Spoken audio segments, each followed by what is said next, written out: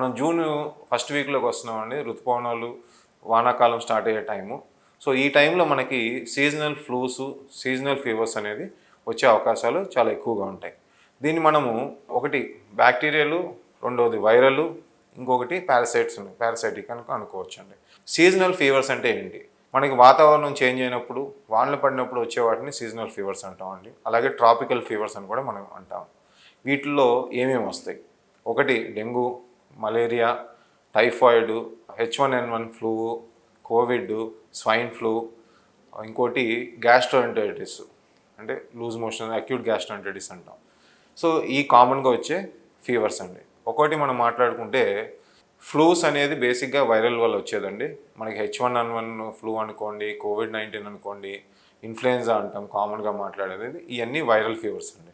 ఈ వైరల్ ఫీవర్స్కి ఒకవేళ H1N1 Covid వస్తే దాన్ని సెపరేట్గా యాంటీవైరల్స్ వాడాల్సిన అవసరం ఉంటుంది. రొటీన్ ఫ్లూలో అయితే, ఇన్ఫ్లుయెన్జా ఫ్లూలో అయితే మనకి జ్వరం 5 రోజుల వరకు ఉంటుందండి. High fevers, paracetamol, fluid management చేసి మనం రెస్ట్ తీసుకుంటే జనరల్గా తగ్గిపోతాయండి. ఏ వైరల్ ఫ్లూస్ అయినా అంతే. వైరల్ ఫీవర్స్కి మనం యాంటీబయాటిక్స్ అసలు వాడకూడదండి. ఎందుకంటే అది వాడిన కాడి నుంచి మనకి హెర్డ్ రెసిస్టెన్స్ వస్తుంది. అంటే మన జనాభాలో రెసిస్టెన్స్ రావడం వల్ల మేము యాంటీబయాటిక్స్ రెసిస్టెన్స్ చాలా ఎక్కువ చూస్తున్నాం. అందుకే జ్వరం రాగానే ఫస్ట్ డే యాంటీబయాటిక్ వాడటం అనేది ఫస్ట్ కరెక్ట్ కాదు. వైరల్ ఫీవర్స్కి యాంటీబయాటిక్ వాడటం అనేది అసలు కరెక్ట్ కాదు. రెండోది దోమల ద్వారా వచ్చే ఇబ్బందులు. పగలు కుట్టే దోమలు, క్యూలెక్స్ దోమలు కుట్టే దోమల వల్ల వచ్చే ఇబ్బంది డెంగ్యూ. ఇదేమో వైరల్ ఫీవర్ అండి.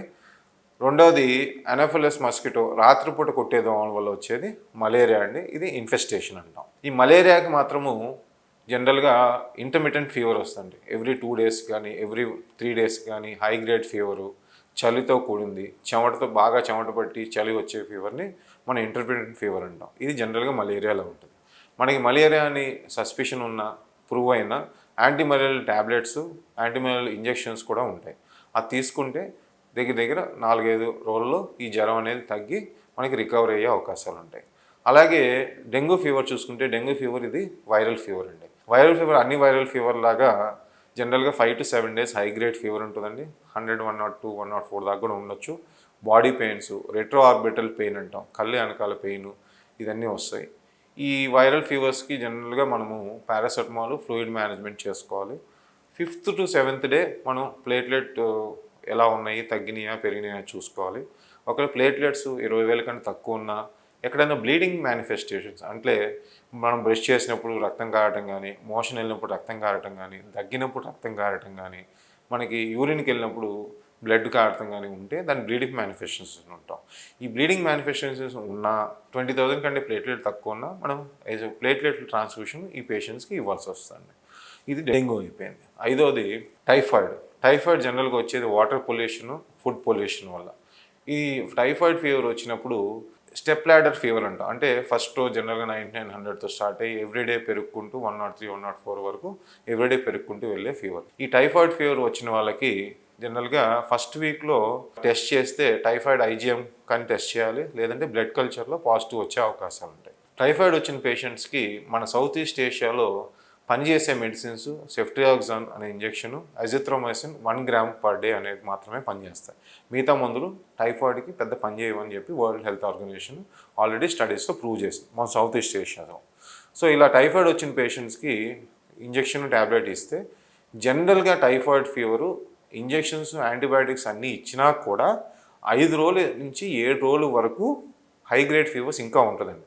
అది ఫీవర్ డెఫిషియన్స్ అవ్వడానికి కనీసం 1 week పడుతుంది. సో మనం టైఫాయిడ్ అని ప్రూవ్ చేసినాక, యాంటీబయాటిక్స్ ఇచ్చినాక కనీసం 1 week ఆగాలండి జ్వరం తగ్గడానికి. ఇమీడియట్గా తగ్గడం అనేది టైఫాయిడ్ ఫీవర్లో చూడమండి. ఆరోది అక్యూట్ గ్యాస్ట్రోఎంటరైటిస్. అంటే మనకి బయట వాటర్ పొల్యూషన్ వల్ల కానీ, డ్రైనేజు డ్రింకింగ్ వాటర్ కలవటం వల్ల కానీ, ఫుడ్ ఇన్ఫెక్షన్ వల్ల వచ్చేది loose motions, vomiting.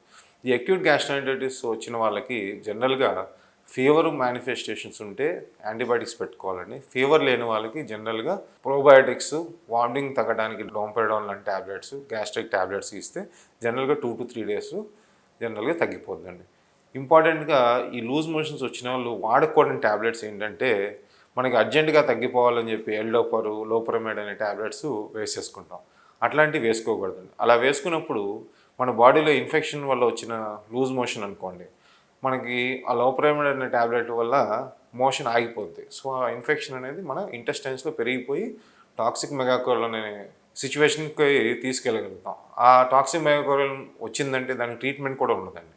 So infection వల్ల వచ్చిన లూజ్ మోషన్స్కి దయచేసి ఎవరు అర్జెంటుగా తగ్గాలని చెప్పి ఎల్డోపరు లోపరైమిడ్ అనేది మాత్రం వాడకూడదండి.